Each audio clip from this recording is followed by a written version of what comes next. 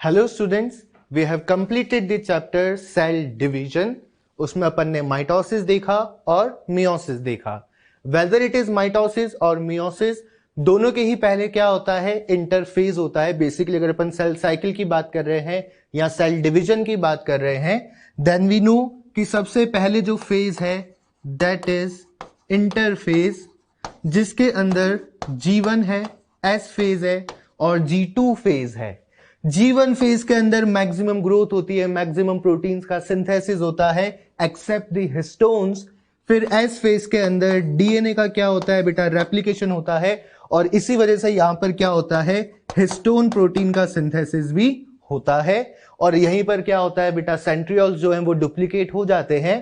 फिर G2 phase होता है जिसके अंदर फाइनल प्रिपरेशन होती है सेल के डिवीजन की, M फेज की।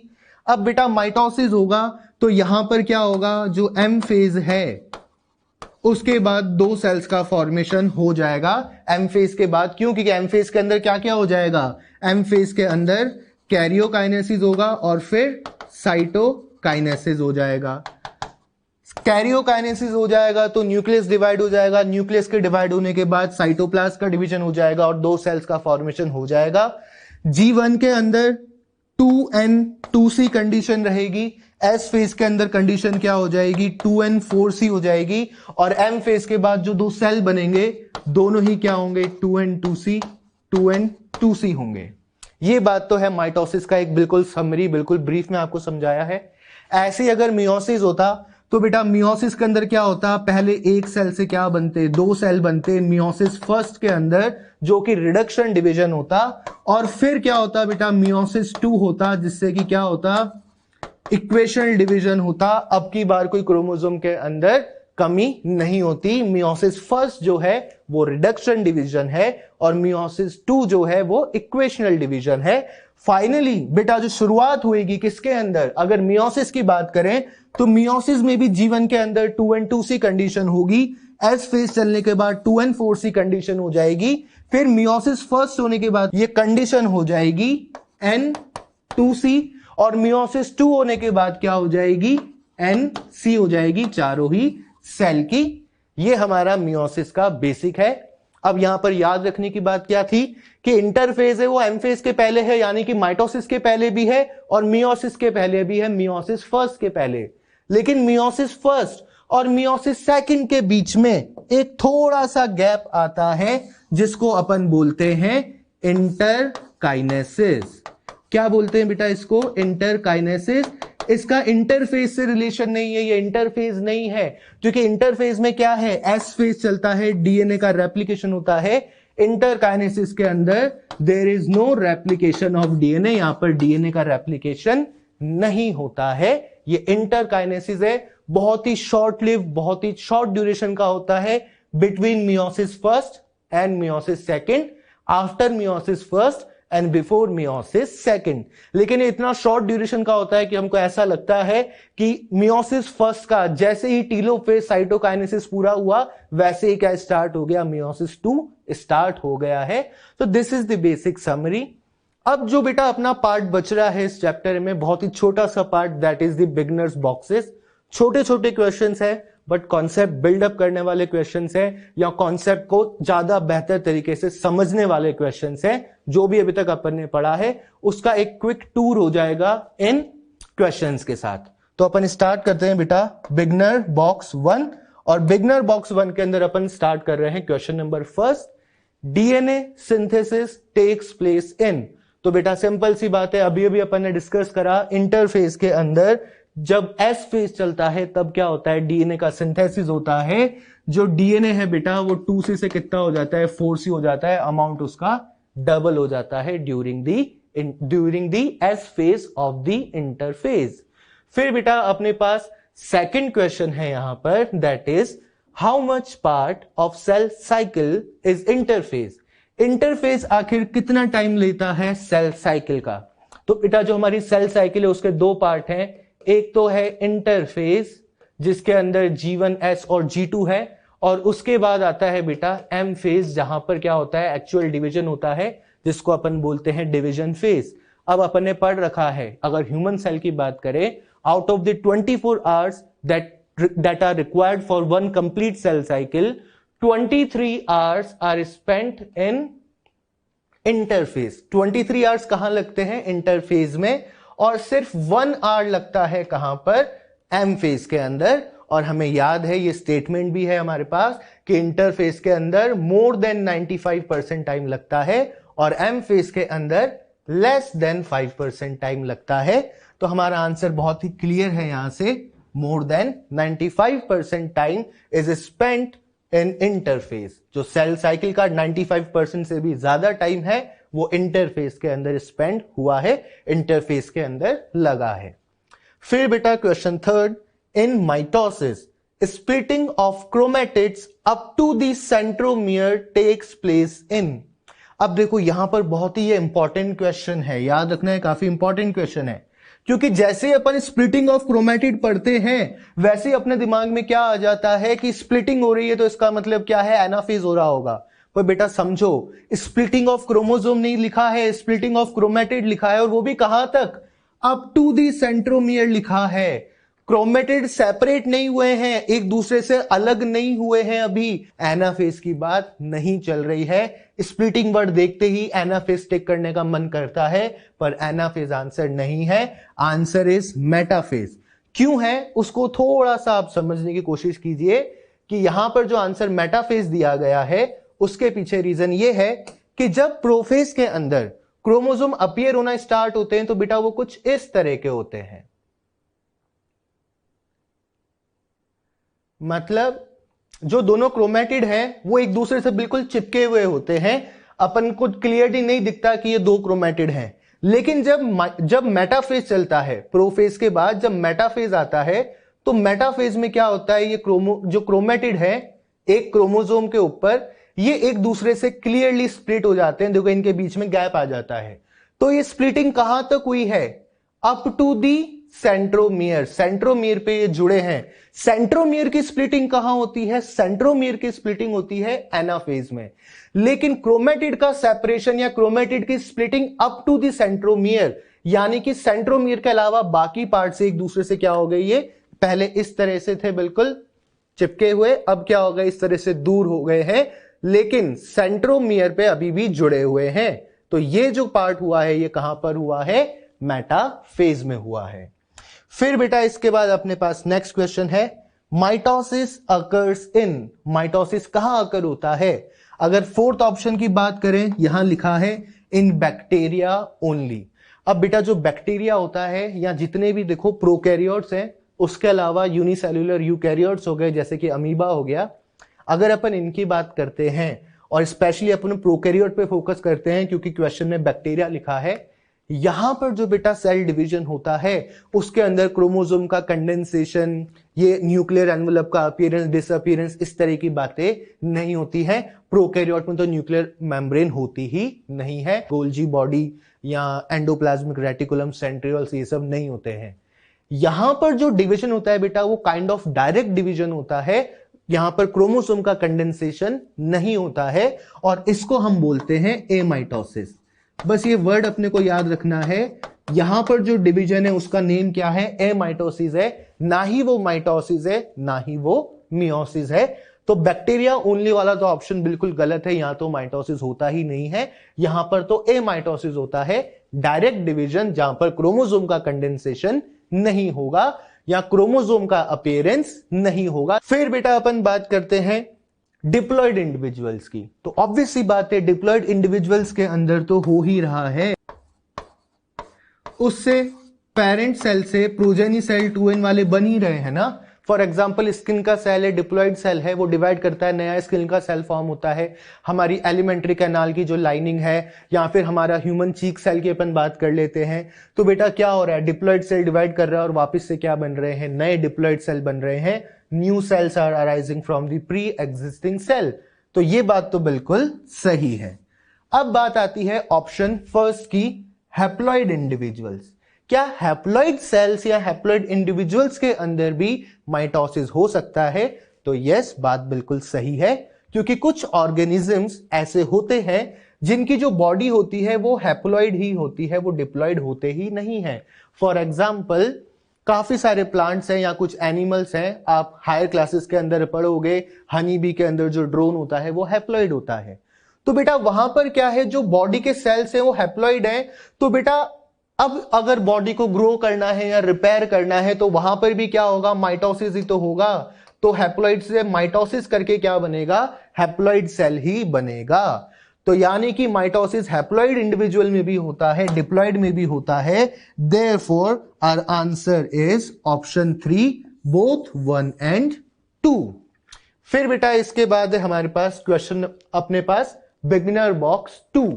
अब बिगिनर्स बॉक्स 2 के अंदर the very first question, pairing of chromosomes occurs in which stage, वो कौन सी स्टेज है जहां पर होमोलोगस क्रोमोसोम क्या हो जाते हैं, पेयर हो जाते हैं।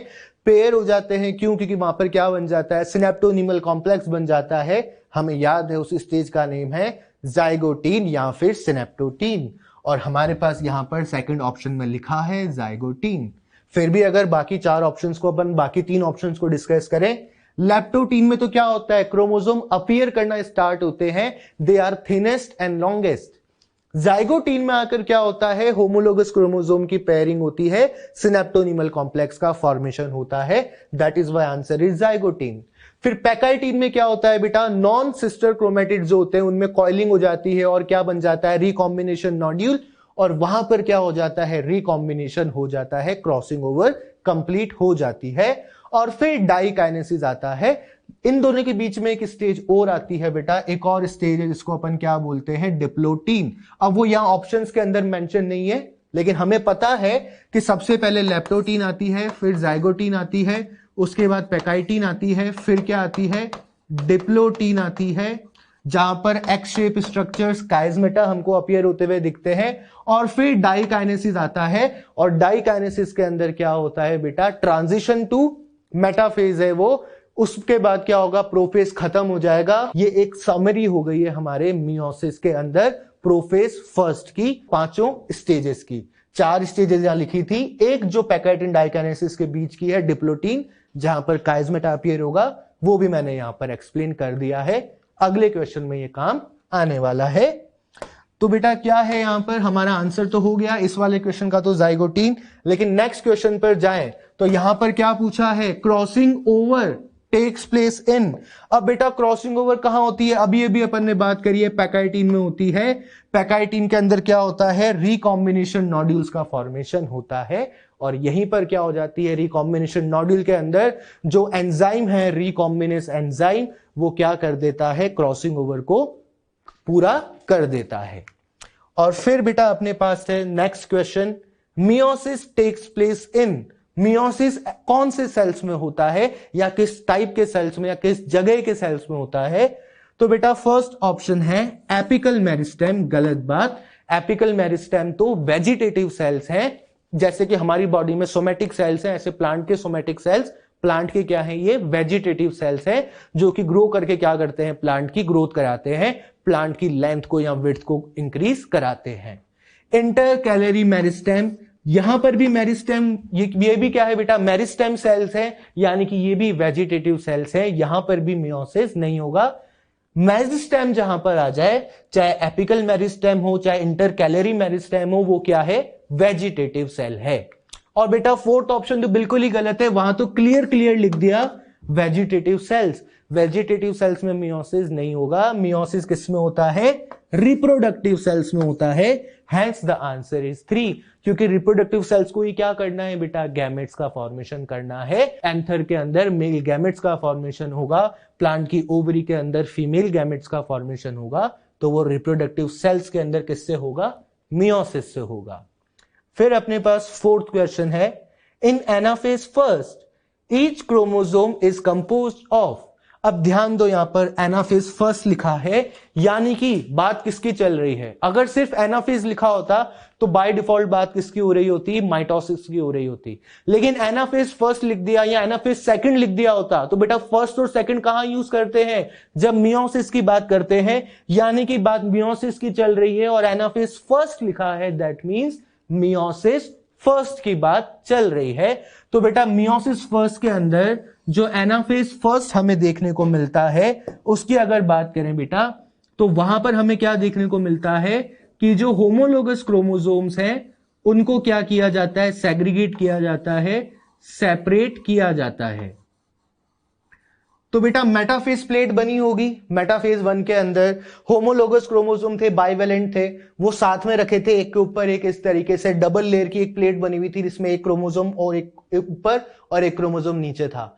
अब क्या हुआ बेटा, एनाफेज के अंदर इन क्रोमोसोम्स को सेपरेट किया जाएगा, होमोलोगस क्रोमोसोम को एक दूसरे से, इसे इधर पुल किया जाएगा, इसे उधर, इन दोनों के बीच में क्या आ जाएगा, गैप आ जाएगा, एक दूसरे से दूर जाएंगे। होमोलोगस क्रोमोसोम का सेपरेशन होता है यहां पर, क्रोमेटिड्स का सेपरेशन नहीं होता, सेंट्रोमियर की या क्रोमोसोम की स्प्लिटिंग नहीं होती। तो अगर सेंट्रोमियर की या फिर क्रोमोसोम की स्प्लिटिंग नहीं हुई है तो एक क्रोमोसोम पर क्या है, 2 क्रोमेटिड है, यहां क्लियर दिख रहा है, देखो आप एकदम अच्छे से यहां पर विजिबल है, एक क्रोमोसोम के ऊपर 2 क्रोमेटिड है, एक क्रोमोसोम के ऊपर 2 क्रोमेटिड है, क्योंकि बात किसकी चल रही है, बात चल रही है एनाफेज फर्स्ट की, तो आंसर आएगा 2 क्रोमेटिड। हां, अगर यहां पर एनाफेज सेकंड पूछा होता तो आंसर क्या होता, 1 क्रोमेटिड, क्योंकि एनाफेज सेकंड में क्या होता है बेटा, ये जो क्रोमेटिड है ये सेपरेट हो जाते हैं, ऑब्वियसली वो अगले सेल में होंगे, इसी सेल के अंदर नहीं होगा। ठीक है, फिर बेटा अपने पास है 5th question, in meiosis nuclear membrane and nucleolus disappear during, और मियोसिस की बात हो रही है तो यहां पर मियोसिस के अंदर जो प्रोफेज फर्स्ट है वो 5 सब स्टेजेस के अंदर डिवाइडेड है, तो वही सब स्टेजेस यहां पर 3 लिखी हुई हैं, जाइगोटीन, पैकाइटिन, डाइकाइनेसिस, और मेटाफेज फर्स्ट की तो बात अपने को करनी ही नहीं है। क्यों, क्योंकि मेटाफेज फर्स्ट तो बहुत बात की बात है, ये सब कहां होता है, प्रोफेज में। तो बेटा प्रोफेज में कहां पर होगा, प्रोफेज के अंदर, प्रोफेज फर्स्ट बोलेंगे ना अब, क्योंकि मियोसिस की बात चल रही है, माइटोसिस नहीं है। जो न्यूक्लियर मेम्ब्रेन और न्यूक्लियोलस है वो कहां डिसअपीयर होता है, प्रोफेज में। लेकिन जब मियोसिस की बात करेंगे तो कहां डिसअपीयर हो रहा है, वो मियोसिस फर्स्ट के अंदर, प्रोफेज फर्स्ट के अंदर, और प्रोफेज फर्स्ट के अंदर क्या है बेटा, 5 सब स्टेजेस है, जिसमें से 3 यहां लिखी है, जाइगोटीन, पैकाइटिन और डाइकाइनेसिस। अब अपने को पता है जाइगोटीन में तो क्या होता है, बाइवेलेंट का फॉर्मेशन होता है, पैकाइटिन में तो क्रॉसिंग ओवर होती है, डाइकाइनेसिस जो है that is the transition to metaphase, इसके अंदर क्या होता है, जैसा एक्टिविटी लेट प्रोफेज में देखने को मिलता था अपने को माइटोसिस के अंदर, complete disintegration of nuclear envelope and complete disappearance of nucleolus, वो अपने को कहां देखने को मिलता है, प्रोफेज फर्स्ट के डाइकाइनेसिस के अंदर देखने को मिलता है, और इसी के बाद सेल कहां पहुंच जाता है, सीधा मेटाफेज फर्स्ट के अंदर पहुंच जाता है। फिर बेटा अपने पास है क्वेश्चन नंबर 6, कैजमेटा अपीयर्स ड्यूरिंग, अभी अभी अपन ने देखा था थोड़ी देर पहले, अपन ने 500 सब स्टेजेस को हल्का सा रिवाइज किया था।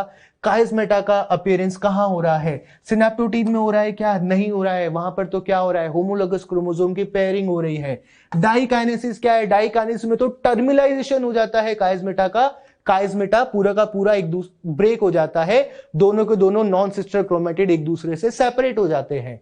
ये कहां पर होता है बेटा, डिप्लोटीड में होता है काइजमेटा, यानी कि एक्स शेप जो स्ट्रक्चर्स हैं वो अपीयर होते हैं उन साइट्स पर जहां पर क्या हुआ था, इसके प्रीवियस स्टेज के अंदर पैकाइटिन के अंदर रिकॉम्बिनेशन हुआ था, जहां पर रिकॉम्बिनेशन नोड्यूल्स बने थे, वहां पर डिप्लोटीन में क्या देखने को मिलता है, X shape structure, that is काइजमेटा।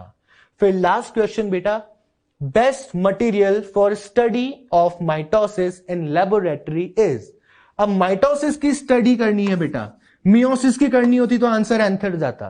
क्यों, एंथर में क्या है बेटा, रिप्रोडक्टिव सेल्स हैं, तो रिप्रोडक्टिव सेल्स की स्टडी करने के लिए बेस्ट क्या है बेटा, एंथर है। ओवरी में भी कर सकते हैं पर ओवरी में जनरली नहीं करते हैं, और माइटोसिस की स्टडी तो ओवरी में बिल्कुल भी नहीं करने वाले हैं, क्योंकि वहां पर भी क्या है बेटा, रिप्रोडक्टिव सेल्स हैं। माइटोसिस की स्टडी करने के लिए ना एंथर यूज करेंगे ना ओवरी यूज करेंगे। अब अपने पास ऑप्शन बचता है रूट टिप और लीफ टिप। अब देखा जाए तो दोनों को ही यूज कर सकते हैं, पर हमें पता है, हमने पढ़ रखा है कि मियोसिस की स्टडी के लिए तो एंथर को प्रेफर करते हैं और माइटोसिस की स्टडी के लिए रूट टिप को प्रेफर करते हैं, तो आंसर तो हमें पता है, पर लीफ टिप क्यों नहीं लिया, इसको थोड़ा सा समझो कि बेटा अगर ये क्या है, रूट है और ये रूट का टिप है, तो यहां पर जो मेरिस्टेम सेल्स होंगे जो कि कंटिन्यूअसली डिवाइड करेंगे और रूट को क्या करते रहेंगे, कंटिन्यूअसली ग्रो करते रहेंगे। लेकिन बेटा अगर अपन बात करें इसको कंटिन्यूसली क्या करते रहेंगे, ग्रो करते रहेंगे। लेकिन अगर अपन लीफ के टिप की बात करें बेटा, ये लीफ है, ये लीफ का टिप मान लीजिए, तो बेटा लीफ लाइफ टाइम थोड़ा ग्रो करती रहती है। छोटी सी लीफ है, वो बड़ी हो जाती है, मैच्योर हो जाती है, फिर ओल्ड हो जाती है, येलो कलर की हो जाती है और फिर शेड हो जाती है। रूट के साथ ऐसा थोड़ा है, रूट तो कंटिन्यूसली ग्रो करती रहेगी। यहां पर जो सेल्स है वो कंटिन्यूसली ग्रो करेंगे। तो बेटा अगर अपन ने लीफ का टिप लिया तो जरूरी नहीं है वहां पर अपने को माइटोसिस होता हुआ दिखे, लेकिन रूट का अगर टिप लेंगे तो फिर ये कंफर्म है कि यहां पर जो सेल्स होते हैं काफी क्लियरली विजिबल भी होते हैं और कंटिन्यूसली रूट की ग्रोथ करा रहे होते हैं, रूट डिवाइड कर रही होती है। That is why we choose root tip over the leaf tip. तो बेटा इसी के साथ बिगनर बॉक्स 2 भी खत्म और ये चैप्टर भी पूरी तरह से खत्म। थ्योरी पार्ट तो अपन ऑलरेडी खत्म कर चुके थे, माइटोसिस और मियोसिस पढ़ चुके थे, अब बिगनर बॉक्स भी खत्म हो गया है। अब आप लोगों को अच्छे से पढ़ाई करनी है, एनसीईआरटी को अच्छे से एक बार देख लीजिएगा। जो चीजें आपको पढ़ाई गई हैं, ये जो पूरा प्रेजेंटेशन है, जो स्लाइड्स हैं, ये भी क्या है बेटा आपके अकाउंट में अवेलेबल करा दी गई हैं। इनको रिवाइज करिए, पढ़िए। Good luck.